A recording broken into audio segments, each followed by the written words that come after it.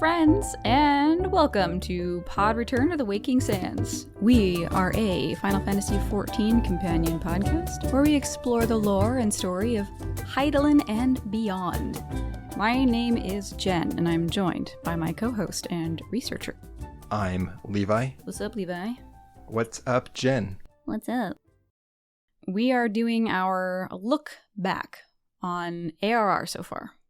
Yes, this is our retrospective episode for the introductory content to A Realm Reborn.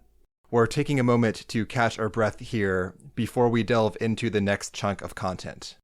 So, Jen, it's been 18 episodes so far, 19 if we count the Memory Hold episode 0. Yeah, which will never see the light of day. Correct. Yeah. How's the experience been for you so far, Jen? It's been very interesting. The first couple of episodes, it just felt really surreal. It was kind of like a random, oh, you know what we should do? We should do a podcast. And neither of us are, quote unquote, entertainers. nor are we very chatty people. But I guess about this game, we decided we're chatty enough. I think you're very entertaining. Oh my god. Thanks for that. But yeah, it was weird to see also that people would listen to the episodes. It basically was like, you know what, we're just going to do this for ourselves. And if people listened, cool. And then when people listened, it was weird. So it's been neat. Well, I think there's an honest gap in the podcast out there, which, like I had said on our first episode, I went looking for this thing when I first started playing the game and couldn't find it. There is so much information in this game, and I feel like I missed out on probably 2/3 of it, roughly, my first playthrough, at least until I got more of a feel for the world and understood what all these terms meant. So my retention from A Realm Reborn is absolute garbage, whereas I recall so much more of the later content once I kind of understood the workings of the world itself. But even then, there were things that happened in the later expansions which kind of came off of A Realm Reborn and just kind of tied into the world in general, and I didn't have the same feel for it that I do now, especially after all the researching done for this podcast. I have picked up so much more this second playthrough. Yeah, doing the second playthroughs that we've had to do for the podcast, everything has so much more context now, and it's fleshed everything out. And before, these names of places and people and things would get thrown around in NPC dialogue, and you're just like, oh, Gelmora, okay, apparently that's a thing that existed. I mean, you're literally walking around these ruins, and there is a storied history related to all of them. And in your first playthrough, it's just like, boop, boop, boop, cool places. And that's, you don't know anything. But this time, we know stuff. And it makes it that much more a richer experience. Well, frankly, this podcast keeps me honest, too, in terms of actually going to the other materials out there and referencing them against the gameplay itself. Right. Yeah, you come across a weird, a location or a person from the distant past in Eorzea or Hydaelyn at large, and it's to the wiki or whatever, to the encyclopedia, so that you don't just skip over like you did the first time. There are so many moments later on in the game where some random NPC shows up and they're like, hey, remember me? And I'm like, not really, because it's been so long and there's been so much dumped on me. Usually when you have the option, if somebody comes by and you talk to them and then there's like a choice that pops up. Oh yeah, I remember when you did blah, blah, blah, blah, blah. Or, I'm sorry, who are you again? And I'm like, God, I don't really remember them, but I'm going to click, oh yeah, I totally remember you. Kind of like I would in real life. Absolutely. And then just hope your memory at some point will click into place. Just fake it till you make it, Jen. Let's move on to updates on what we covered beforehand, some things that came into place afterwards. The first thing that I flagged, Jen, which I was kicking myself for not having had this in my awareness during the Thaumaturge episode, because the 5 guildmasters of the Thaumaturges Guild were promoted to this position by the Sultana Nanamo herself after the riots that arose during the Calamity. These are called the Sultana's 7. This because 7 people aided her in this attempt when all others turned her down or otherwise withdrew from the conflict. So we have the 5 guildmasters, Papa Shan, who is the former Sultansworn and trusted advisor of the Sultana, and Pippin Tarupin, who we have not met yet this playthrough. These 7 people were the ones who backed up the Sultana as she confronted the crowds and tried to quell the riots during the Calamity. As thanks, and also because she was pissed at the former guildmaster, the Sultana appointed these 5 Lalafels that helped her as the new Thaumaturgy guildmasters. So when we encounter them, they're already part of the Sultana 7, right? Yes, because 1, we encountered them after the Calamity, and this happened during the Calamity, and 2, they are the guildmasters when we meet them in A Realm Reborn. Interesting. I don't think it's mentioned in the Thaumaturge job quest. It's not. And what reminded me was actually the Rising event from this year, because there was a portrait of the Sultana's 7, which was one of the plot elements. Yep. You can find the full story of this thing. There's a short story on the Lodestone website, and they also just released a printed compilation of these short stories. So it's maybe like a page or 2 about this event. Of the Rising or the riots? The riots. Oh, okay. Yeah, that's not mentioned at all. But I guess it's, it's off topic. Yeah. You're not there to get their credentials. In other news, if you are awaiting news of the Life Mend Stump in Central Shroud, our favorite place, I confirmed firsthand that the stump is indeed a place that was used by the Gridanians to leave items for the Mughals to mend. This is a plot point in the Gridania story of 1.0. Oh. See, that's such bullshit, man. They've gatekept this information, so if you were part of the OG group who were playing 1.0, then you know this stuff.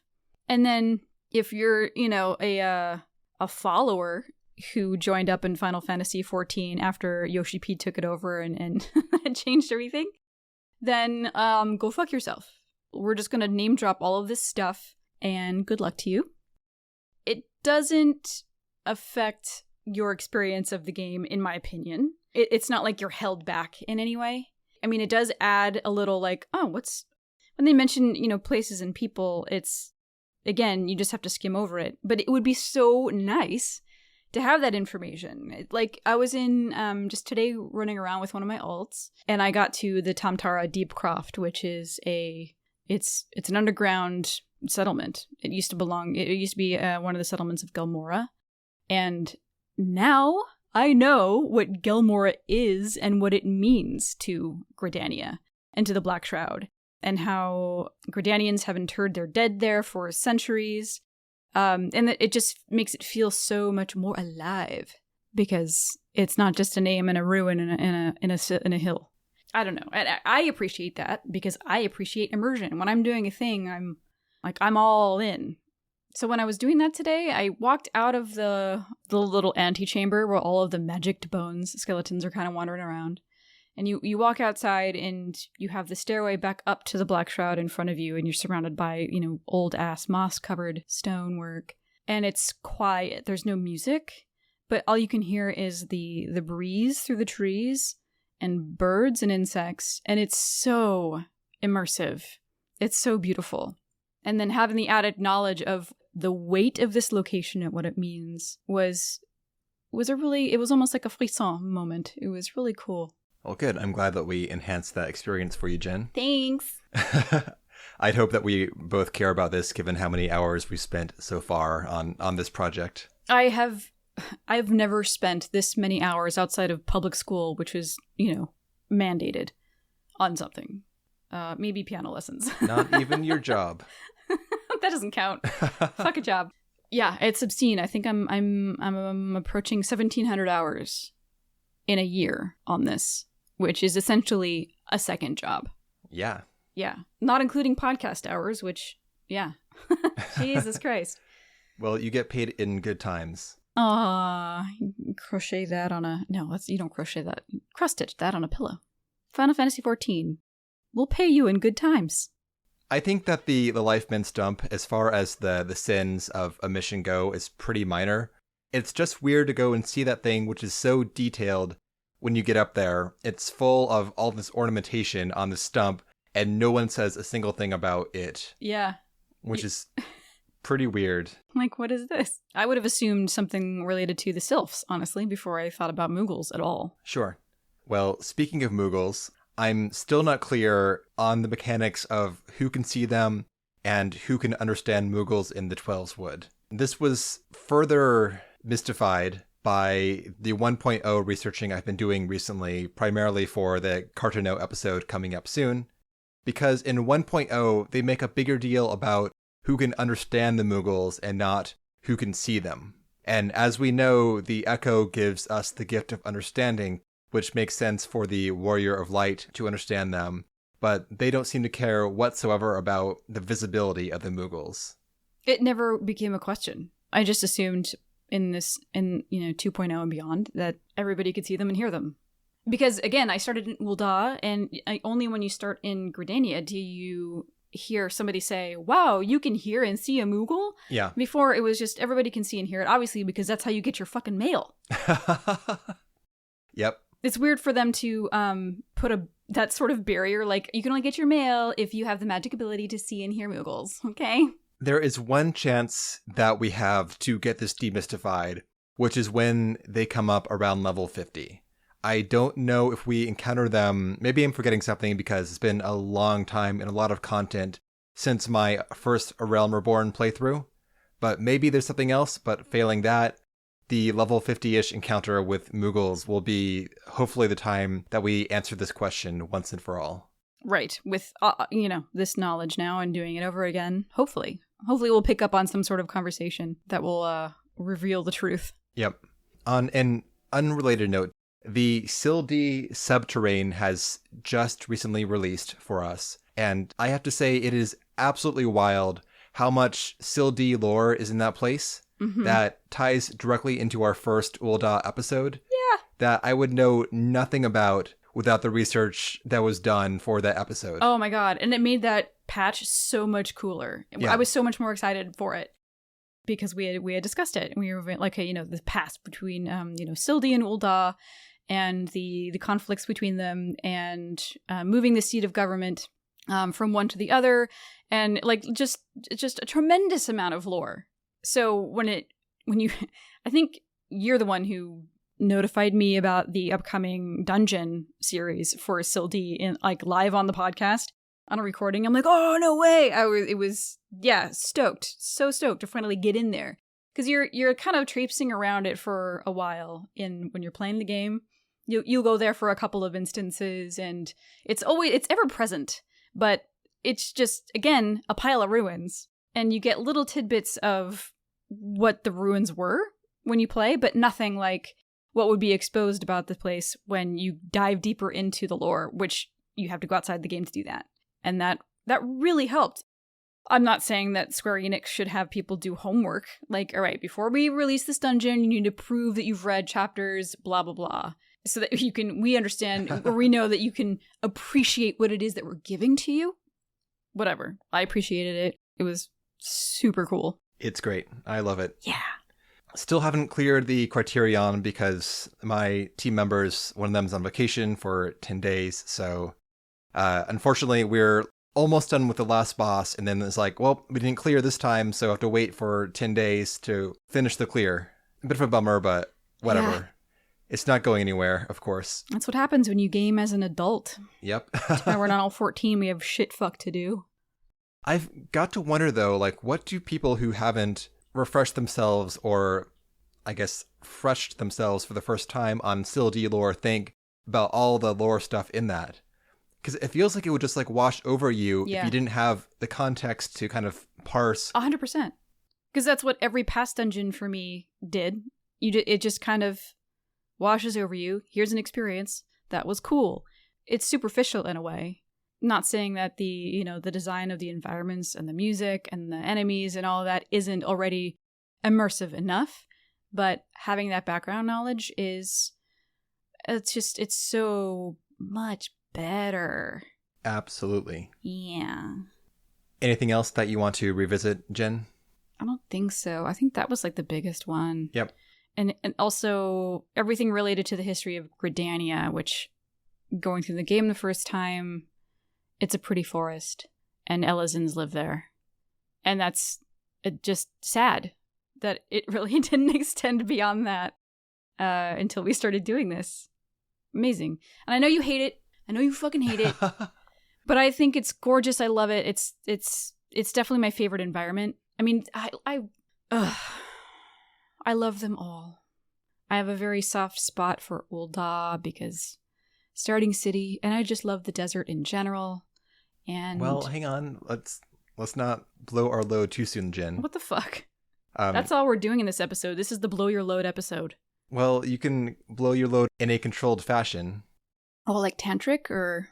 Because I was going to ask you, now that you've seen all 3 starting cities from a new character perspective, which one is your favorite of all those? God, I knew you were going to ask We're grading me. on experience, not on, try and put first-timer Jen aside. Right. Who played through Ul'dah only, and you love that because you experienced it for your first time. If you were to try and divest yourself of that experience, which of these 3 would be your favorite? Limsa Lominsa, I think. There are no wrong answers. I know. I can't. It's really hard to separate past Jen from the Jen that exists today. Yes. It's impossible. And it's also hard to remember all the little details. Understood. It's a thought exercise. You obviously you can't excise your content. Yeah, you can't excise your past experiences, of course.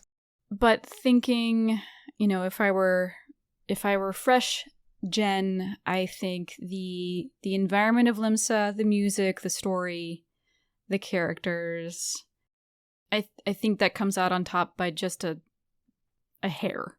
Well, a win's a win. Yeah, congrats, Limsa.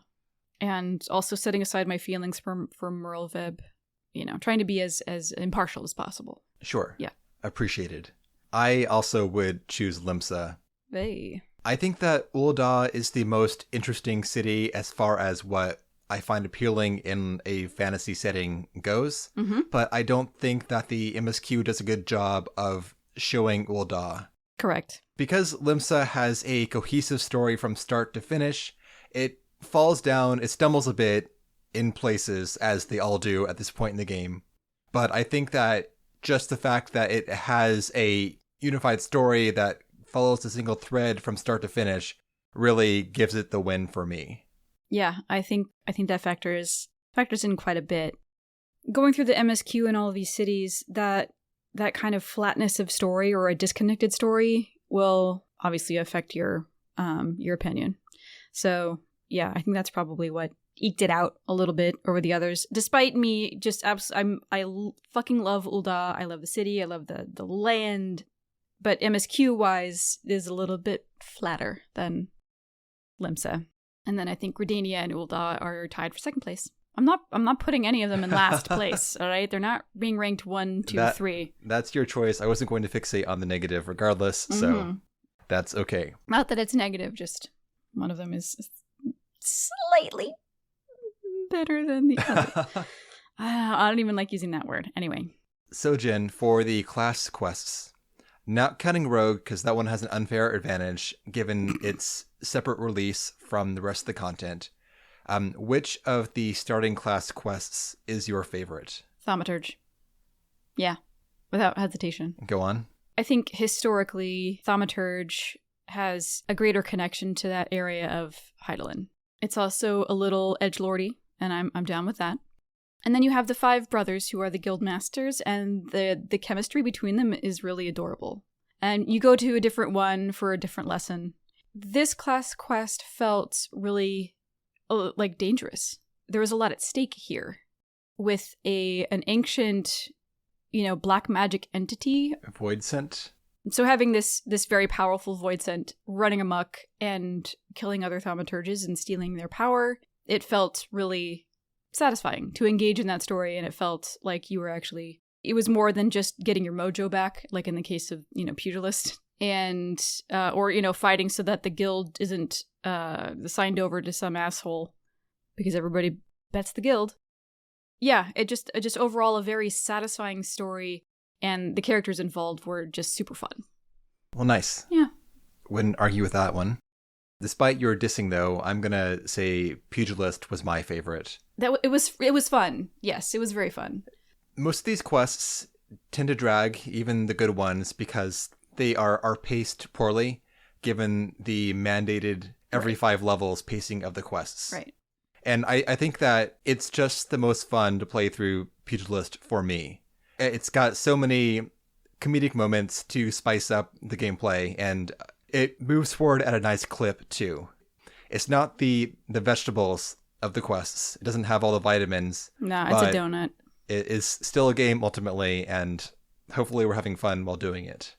I loved that. It did not take itself too seriously at all. And I mean, you're not really like the main character in that quest. The main character is Hammond. Yep. Which is fine because he's very endearing, and you're rooting for him. And then, of course, the reveal at the end when he fights that asshole and he launches this punch, and then he's automatically just transformed back into his youth for a split second, which is the coolest moment. That's probably my favorite moment. I like the marmot fight. It's like, oh no, just pure comedy. It's so cute. Just seeing that little thing flipping through the air and his punches going like Nowhere. half a second too late. Yep. That said, I need to give an honorable mention to Archer, because that one carries the story of Gordania on its back. No That's other true. Content goes anywhere close to actually covering what Gordania is. I mean, they're putting 2 representatives from historically warring peoples in your little triumvirate for when you're doing the class quest. You're face to face with the conflict. And then both of them are struggling with identity. There is no escape from the Gordanian past in that job quest. And that's why it's cool. It's good. It's good. That's why the episode was like an hour 20 as opposed to 40 minutes. I know. It didn't feel like that long of a thing. There's a lot to talk about there. Yeah. Finally. Yeah, they aren't all winners. Okay, so looking forward.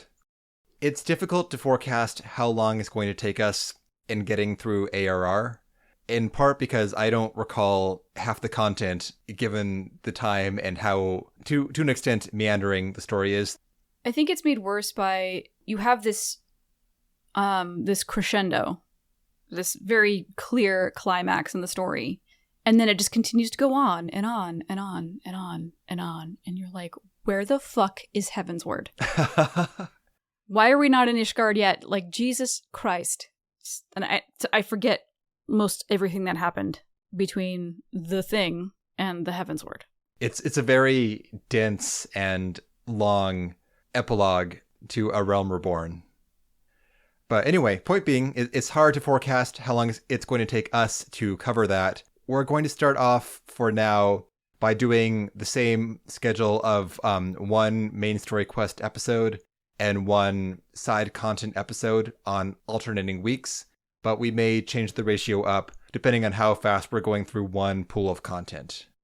And of course, now we have other good stuff like the optional dungeons and Palace of the Dead. We have more classes available to us now, raids, all that stuff on top of just the class quests. Yeah. A ridiculous amount of content. We will see how it's paced and we'll adjust as needed. That seems fair. Nice. Thank you, Jen. You're welcome. Okay. That is it for this episode. Next week, we will be taking a very deep dive into the Battle of Cartano. Then after that, we are back to the A Realm Reborn main story quest.